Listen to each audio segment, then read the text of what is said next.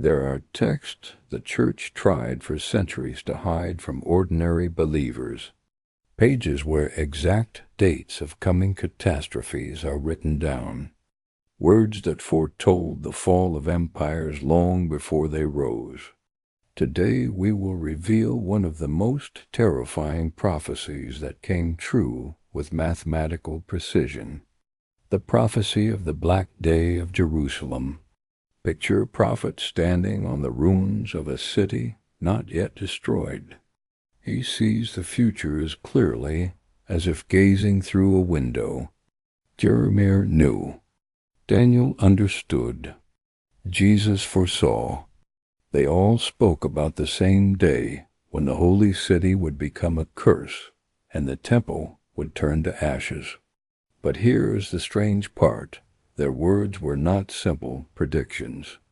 They were a code, a cipher hidden inside the very text of the Bible, and when you break it, you realize what happened to Jerusalem was only the first note in the symphony of the world's end. The 25th day of the 9th month of the 15th year. This date is written in the book of Ezekiel. But why this date? Why does the prophet mark the exact moment when the siege would begin? Mathematicians studying the Bible have discovered a strange pattern. The numbers in the prophecies form a geometric progression. 7 years of famine, 70 years of captivity, 70 weeks until the coming of the Messiah. 7.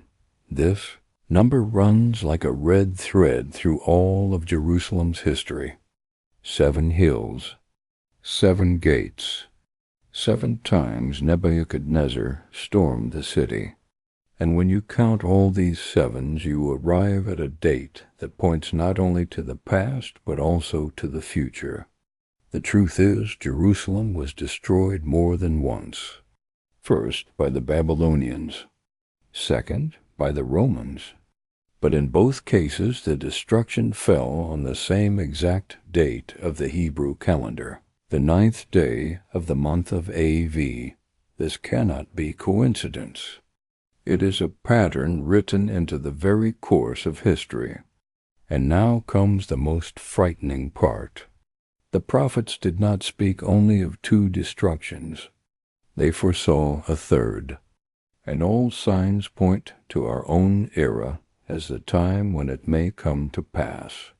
International conflicts over Jerusalem, the revival of ancient rituals, the search for the red heifer for sacrifice, the preparation for building the third temple. Every one of these elements is described in the prophecies. And if the first 2 destructions unfolded exactly as written centuries before, why should the third be any different? But there is one more mystery. The prophets did not simply foretell destruction. They left us a key, a way to understand how it could be stopped, or at least how we could prepare. That key is hidden in the symbols woven throughout the prophetic texts. Symbols that appear again today in world events with a strange regularity. When the Babylonian king Nebuchadnezzar dreamed of a colossal statue with a golden head, he could not imagine he was looking at a map of humanity's future stretching 2.5 millennia ahead. And when the young Daniel explained the dream, he was not just interpreting symbols. He was revealing the mathematical code of history. The golden head, the Babylonian Empire.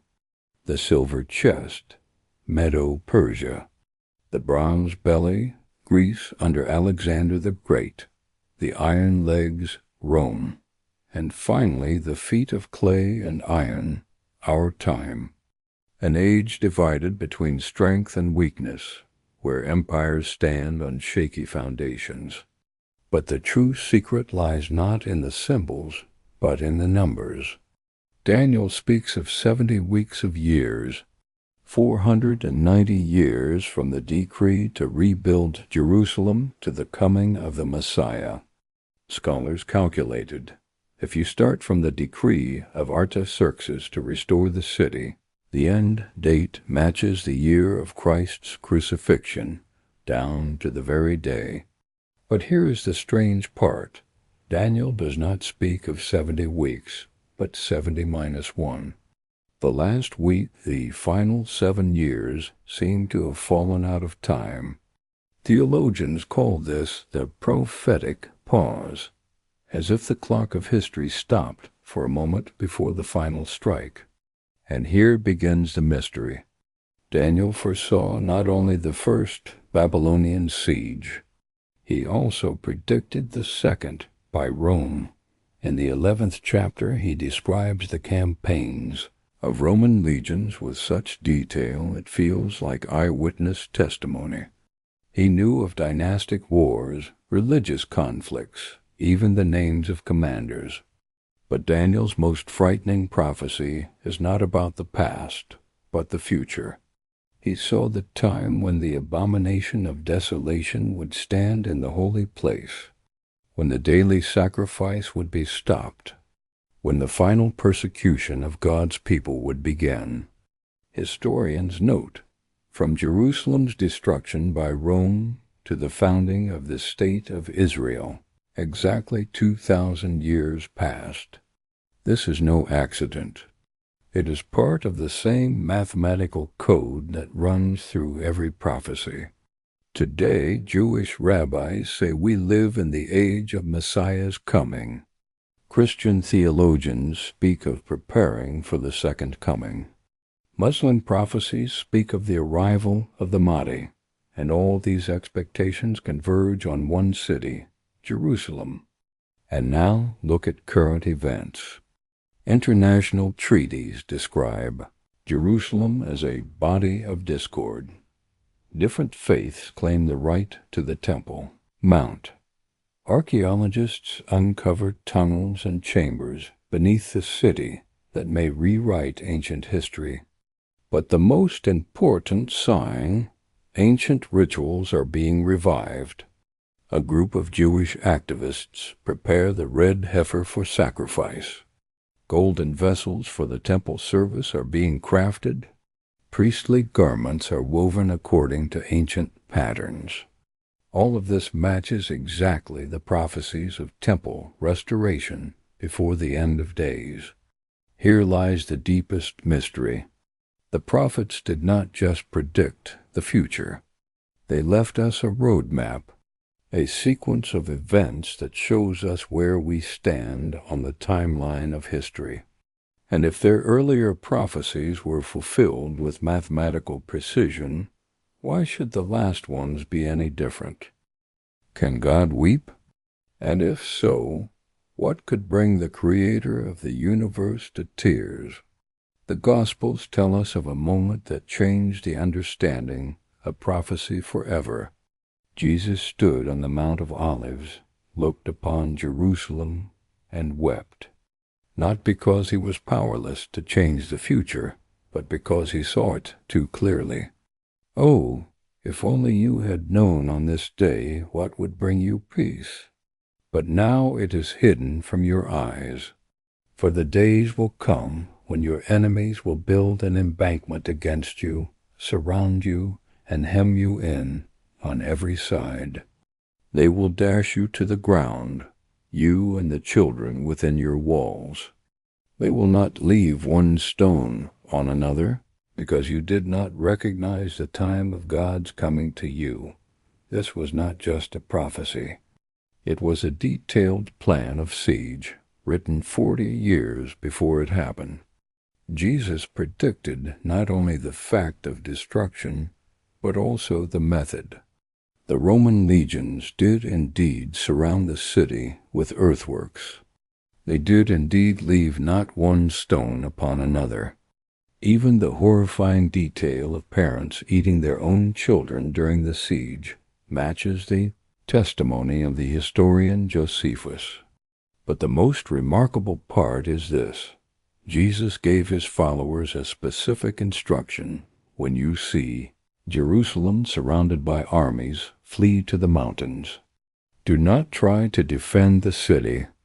Do not wait for a miracle. Simply escape. The Christian historian Eusebius records that when the Roman general Titus began the siege, the Christians remembered Jesus' words and left the city. Because of this, they avoided the dreadful fate of the rest. Over 1 million people perished in the siege, but those who trusted the prophecy survived. This raises a profound question. Do prophecies change the course of events, or do they simply warn of the inevitable? Jesus could have prevented the city's destruction. He could have rallied his followers to defend it. Instead, he said, "Flee." Now let us fast forward to today. Modern prophecies speak of another coming destruction, a time when Jerusalem will once again stand at the center of global conflict. And again the call is heard, prepare, escape, do not try to resist the inevitable. When Jesus wept over Jerusalem, he saw not only its fall, but its cause. The city had rejected its Messiah. It chose a political leader instead of spiritual renewal. It placed national pride above divine will. And this mistake cost it everything. Today we see similar patterns. Religious leaders in Jerusalem focus more on political power than on spiritual service. The international community treats the city as a geopolitical prize rather than a sacred place. And again, prophetic voices warn of the consequences. But there is a deeper layer. The tears of Jesus were not only grief for Jerusalem, they were sorrow for all humanity. For what befell Jerusalem was a foreshadowing of what awaits the whole world. Cities that reject divine guidance. Nations that place politics above justice. Civilizations that lose their spiritual foundation. The fall of Jerusalem became a symbol of the collapse of any society that loses its moral compass.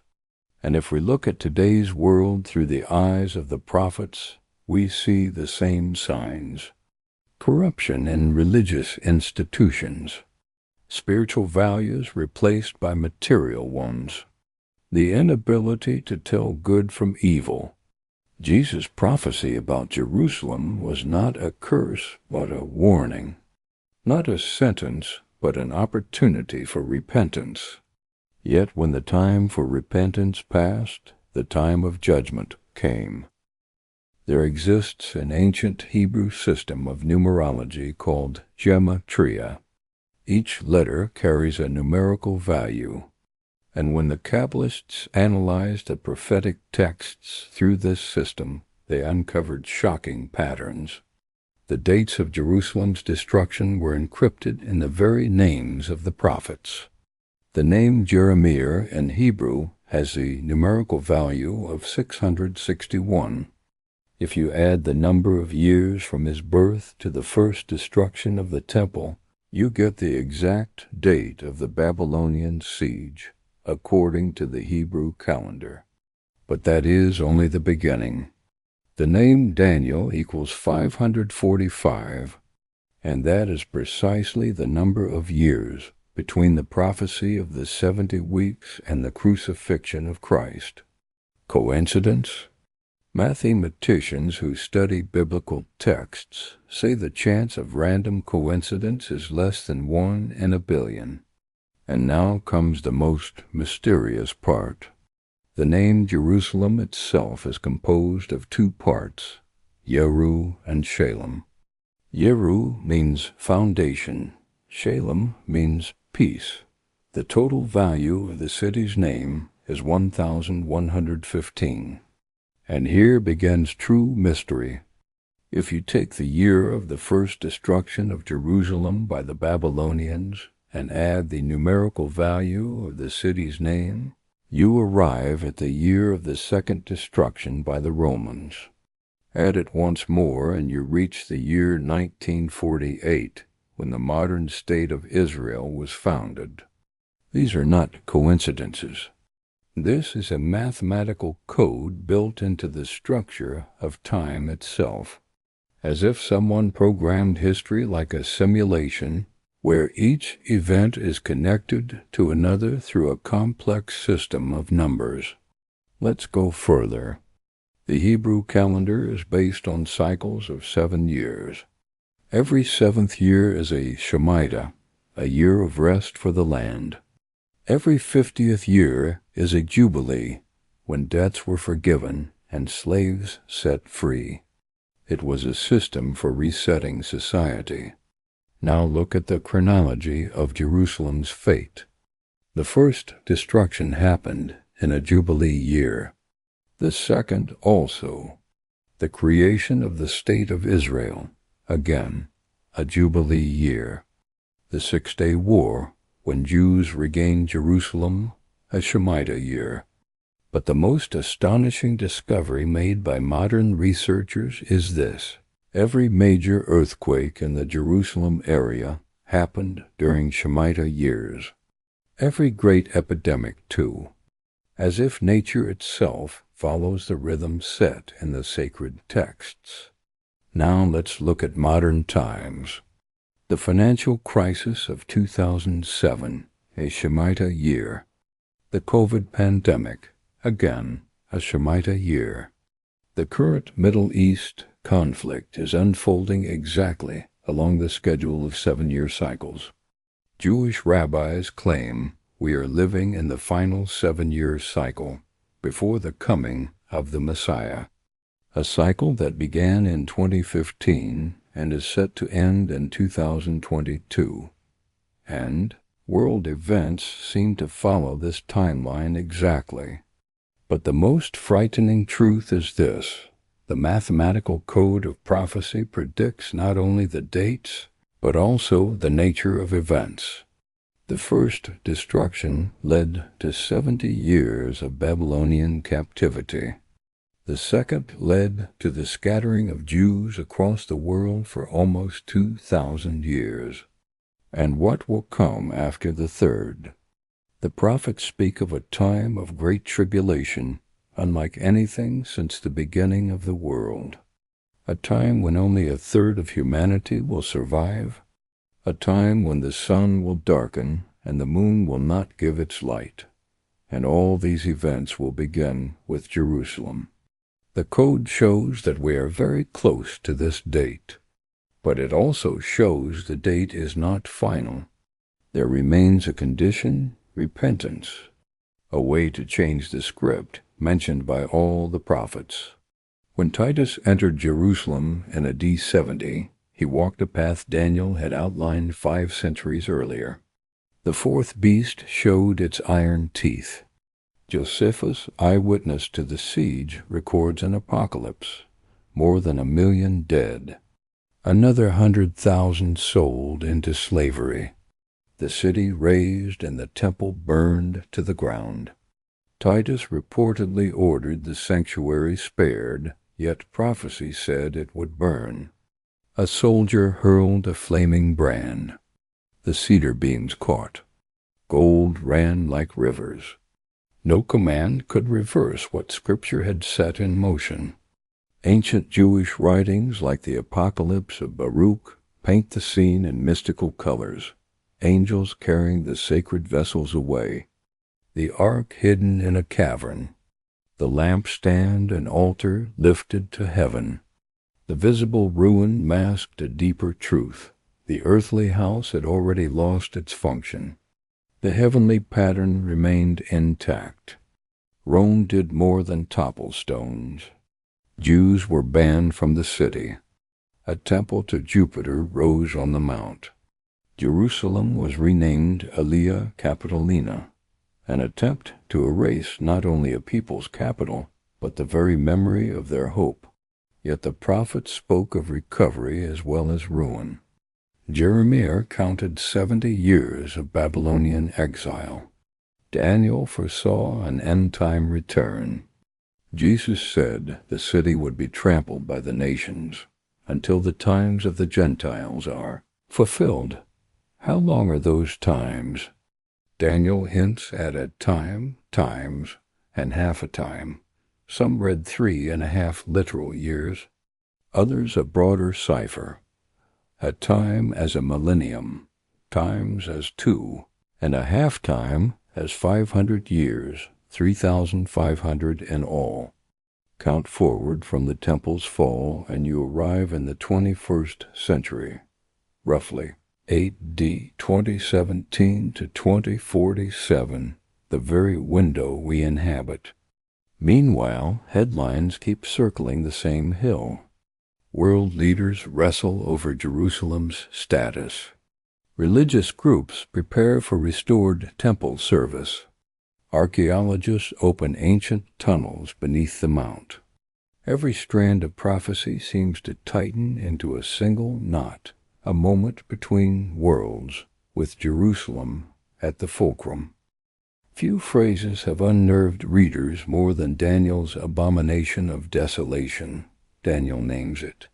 Jesus warns of it. Paul expands on it. What does it mean? The first abomination came in the 2nd century B.C., when the Seleucid ruler Antiochus Epiphanes carried a pagan image into the temple and offered swine upon the altar. He outlawed circumcision, Sabbath rest, and Torah reading, a provocation that sparked the Maccabean revolt and, for a time, Jerusalem's liberation. The second abomination, in a broader sense, was Rome's eagles planted in the sanctuary during Titus' siege, pagan standards raised where only the name should stand. Soon after, the stones fell. Prophecy speaks of a third and final outrage. Paul tells of the man of lawlessness who seats himself in God's temple, proclaiming himself divine. Daniel speaks of a coming ruler who confirms a covenant with many for 1 week, and midway through stops a sacrifice and offering. Across the centuries, interpreters have pointed in different directions, to popes and caliphs, to a future global tyrant, but there is another layer. The abomination is also a principle, the substitution of counterfeit worship for true, of the material for the spiritual, of the human for the divine. Seen this way, the world is full of desolations, pulpits preaching prosperity in place of the cross, ministries turned into businesses, sanctuaries treated as tourist sets, and most dangerous, the inner temple of the heart crowded with idols of success, fame, and power. The final abomination will come smiling, promising peace and unity while sowing war and division. Daniel's 1 week suggests 7 years. The covenant sounds like a grand solution. Notice how modern policy loves 7-year plans on climate, on recovery, even on Middle East peace. Midway, says the prophecy, the mask drops. If sacrifices are to be halted, they must first be restored, which is why today's talk of red heifers, golden vessels, trained Levites, and a renewed altar matters so much. When the service resumes, it will signal the last act, not the triumph of human civilization, but its collapse and its replacement under divine rule. The abomination is a date on a calendar, but also a diagnosis of the age. Until pride stops trying to enthrone humanity where only God belongs, history will keep replaying the same tragedy with Jerusalem as its stage. In the year 70 A.D., when the Roman legions stormed Jerusalem, an event occurred that shocked even hardened soldiers. At the very moment the temple caught fire, blood began to flow from its doors. Not a metaphor, but real blood, streaming down the temple steps and spilling into the city streets. The historian Josephus tried to explain this phenomenon logically, suggesting that many people were hiding inside the temple, and when the fire spread, they perished. But witnesses claimed something different. They said the blood appeared before the massacre began, as if the temple itself had started to bleed. This immediately reminded the Jews of the ancient prophecy of Ezekiel. He had seen a vision of the glory of God departing from the temple. First it stopped at the threshold. Then it moved to the eastern gate. Finally it rose above the city and vanished beyond the horizon. When the glory of God left, the temple became just another building, beautiful, costly, but stripped of its sacred power. And nature abhors a vacuum. When divine presence departed, its place was taken by darker forces. Ancient writings describe strange signs observed in the temple during the final years before its destruction. The eastern gates, so heavy they required 10 men to shut, would swing open on their own at night. In the Holy of Holies, voices were heard saying, "Let us depart." But the most terrifying sign was what happened to the altar. For centuries, its fire had never gone out. According to tradition, that fire had been lit by God Himself. Yet 40 years before the destruction, it was extinguished. Priests tried to relight it, but the flame refused to burn. It was a clear sign. Sacrifices were no longer accepted. The bond between heaven and earth was broken. Now let us fast forward to our own time. Jewish activists prepare a red heifer for ritual purification. They believe that once such a sacrifice is offered, temple service can resume. But here lies a dilemma. How can the sacred fire be rekindled? Ancient texts insist that true temple fire can only be lit by God. Human fire holds no sanctity. Some rabbis teach that the Messiah will relight the altar when He comes. Others search for remnants of the ancient flame.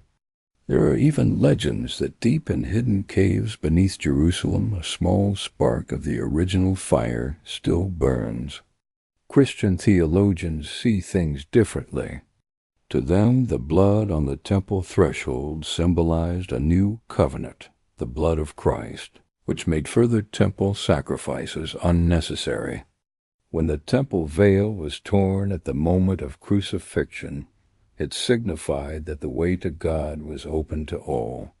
From this perspective, attempts to restore temple service appear as a step backward, return to a system already fulfilled and replaced by something greater. Yet prophecy declares that sacrifices will indeed return, if only briefly. Daniel foretold that in the middle of the final week, offerings would once again cease, which means before they can end, they must first begin. Here lies a profound mystery. Perhaps the restoration of temple service will not be a true revival, but the final lesson to humanity, a last reminder of the imperfection of religious systems before God's kingdom is established in full. The blood on the temple threshold was not only a sign of judgment, it was also a sign of cleansing. Cleansing from empty rituals that had lost their meaning. Cleansing from a religious system that had drifted away from the living God. There is a prophecy of Jesus that theologians call the key to understanding all of eschatology. And Jerusalem will be trampled by the Gentiles until the times of the Gentiles are fulfilled. This single phrase contains the story of the world from the first century to the very end of time. What are the times of the Gentiles? It is the period when God's kingdom exists, not as a visible earthly reality, but as a spiritual one. A time when Jerusalem, the center of the divine plan, remains under the control of those who do not acknowledge the true God. After the temple's destruction, the Jewish people were scattered across the nations. Jerusalem passed from one empire to another: Romans, Byzantines, Arabs, Crusaders. Mamluks, Ottomans, and finally the British.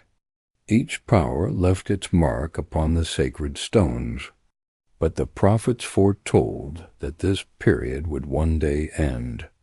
Daniel saw a time when the saints of the Most High will receive the kingdom. Ezekiel foresaw the return of God's glory to a restored temple.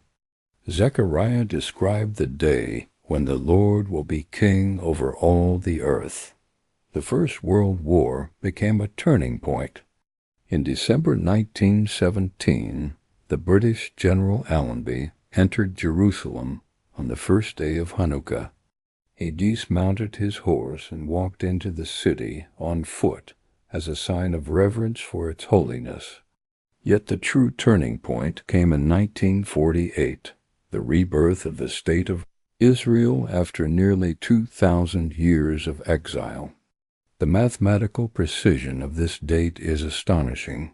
Exactly 70 Jubilee cycles from the entry of Joshua into the Promised Land. Even more symbolic was the year 1967, the Six-Day War. For the first time since the Roman occupation, Jerusalem came under Jewish control. Once again, Jews could pray at the Western Wall. But does this mark the end of the times of the Gentiles? Theologians disagree. Some argue the Gentile era ended in 1967. Others insist it will only end with the construction of the Third Temple. Still others claim it will not end gradually, but suddenly in a single day, in a single hour, when God Himself intervenes and establishes His kingdom with power. Prophecy speaks of the day of the Lord, a day of judgment upon the nations, a day when the armies of the world will gather against Jerusalem, but will be defeated by divine intervention. Today's events strongly resemble this picture. Once again, Jerusalem stands at the heart of global conflict. The United Nations passes resolutions against Israel. Muslim nations form alliances in opposition. Even traditional allies distance themselves from the Jewish state. Yet the prophets also warned of an internal crisis within Israel itself, a division between those who accept the Messiah and those who reject Him, a civil struggle that would precede the final restoration. This too is visible today. Israeli society is increasingly polarized. Religious and secular Jews clash over the nation's future. The most pressing question is that of the temple. More and more voices call for the construction of a third temple. Plans are drawn, funds collected, priests trained. But the Temple Mount remains under Muslim control. Any attempt to change the status quo could spark a religious war, and perhaps such a war will become the very catalyst for the final events, a conflict that will draw the entire world into the battle for Jerusalem. Prophecies suggest the end of the Gentile times will not be quiet or gradual, but turbulent and dramatic, like birth pains, painful, yet necessary for the arrival of a new world. Beneath Jerusalem, in secret chambers near the Temple Mount, something extraordinary is happening. A group of Jewish activists is recreating ancient temple artifacts according to exact biblical descriptions. A golden altar of incense, silver trumpets for sacred ceremonies, even the high priest's garments with 12 precious stones. These are not museum pieces. They are working instruments prepared for future temple service. The people making them believe the third temple could be built at any moment, and they want to be ready. But the most important element is the red heifer. According to biblical law, purification from ritual impurity requires the ashes of such a sacrifice. A heifer born completely red, without a single white hair. In all of history, fewer than 10 have ever been found. In 2022, in Texas, a calf was born that meets all the biblical requirements. Jewish experts confirmed it fit for sacrifice. It now lives on a special farm in Israel, awaiting its destiny. When the red heifer is offered, it will mean temple service can begin again. But where can the temple be built? The Temple Mount is already occupied by Muslim holy sites, the Al-Aqsa Mosque and the Dome of the Rock, standing on the very place of the ancient temple.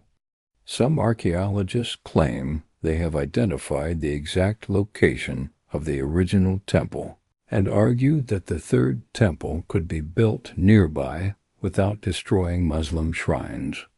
But Muslims strongly oppose any Jewish construction on the Mount. Other scholars suggest a more radical scenario, that prophecy points to the destruction of these shrines, perhaps by earthquake, war, or some other cataclysm. Only then could the site be cleared for a new temple. Yet another theory says the third temple will not be a physical building at all, that the prophecies should be understood symbolically as a vision of humanity's spiritual renewal. Still, advocates of the literal view give strong arguments. The prophet Ezekiel provides precise measurements of the future temple, down to the cubit. He describes every room, every column, every detail of architecture. Hardly symbolic language. More than that, Ezekiel sees the restoration of the entire temple system, Levite priests serving once again, sacrifices resumed, even the division of the land among Israel's 12 tribes. And Daniel foretells that in the last days the ruler who is to come will confirm a covenant with Israel for 7 years, and within that covenant, temple service will be allowed to resume, perhaps as part of a broader Middle East peace agreement. Modern geopolitics mirrors this picture. The international community seeks ways to resolve the Middle East conflict. Peace plans are drafted, many involving special status for Jerusalem and the Temple Mount. What if one of these agreements truly allowed Jews to rebuild the temple? Perhaps not replacing Muslim shrines, but standing beside them as a symbol of religious tolerance and interfaith dialogue. But prophecy warns, the very leader who permits the temple's construction will later become its greatest enemy. Daniel declares that halfway through the final week, 3.5 years, this leader will halt sacrifices and set up the abomination of desolation in the holy place. This means the third temple will not stand long, no more than 3.5 years. But during that short time it will become the center of the greatest religious conflict in human history, a conflict that will end only with God's direct intervention. Perhaps this is the true purpose of the third temple. Not to be a permanent replacement for Solomon's or Herod's, but to serve as the final stage for the last act of human history. We stand at the threshold, on the edge between two worlds, one familiar, predictable, human, the other mysterious, prophetic, divine, and Jerusalem stands at this boundary like a gateway between time and eternity. All threads of prophecy converge at a single point. Daniel's 70th week, interrupted for 2,000 years, is preparing to resume. The times of the Gentiles, which began in the year 70 A.D., are drawing to a close. The third temple, once thought an impossible dream, is becoming reality. But the most astonishing thing is this: all these events are unfolding at once, as if the clock of history, frozen for centuries, has suddenly begun to tick again, as if scattered fragments of a vast mosaic are suddenly forming a complete picture. Look around. The world is changing with breathtaking speed. Technologies that seemed like science fiction a decade ago are now everyday reality. Artificial intelligence, quantum computing, genetic engineering. Humanity is gaining powers once attributed only to the gods. But with this power come new threats: climate change, pandemics, economic upheaval. The world grows ever more unstable, unpredictable. Old systems collapse while new ones struggle to emerge. And at the center of it all, Jerusalem. For 3,000 years, this city has symbolized divine presence on earth. Empires and civilizations fought over it. Prophets declared it the center of the coming world order. Today, once again, storm clouds gather over Jerusalem. Diplomatic disputes escalate into wars. Religious tensions ignite geopolitical crises. The whole world watches, waiting for what will happen next. Yet the prophets gave us more than predictions. They gave us the key to understanding, a key that reveals behind today's chaos the outline of a divine plan. This plan is not shaped by human decisions. It unfolds by a logic higher than our comprehension, a logic rooted not only in politics or economics, but in spiritual laws that govern history. And the greatest of these laws is this: God will not abandon the world.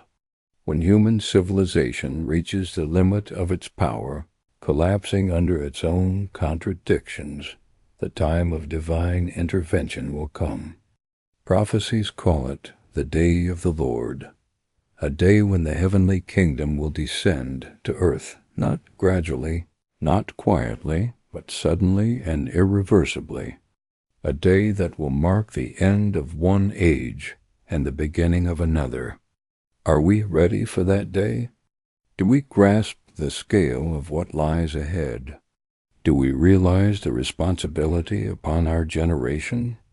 Perhaps we will be the witnesses to the fulfillment of the greatest prophecies in human history.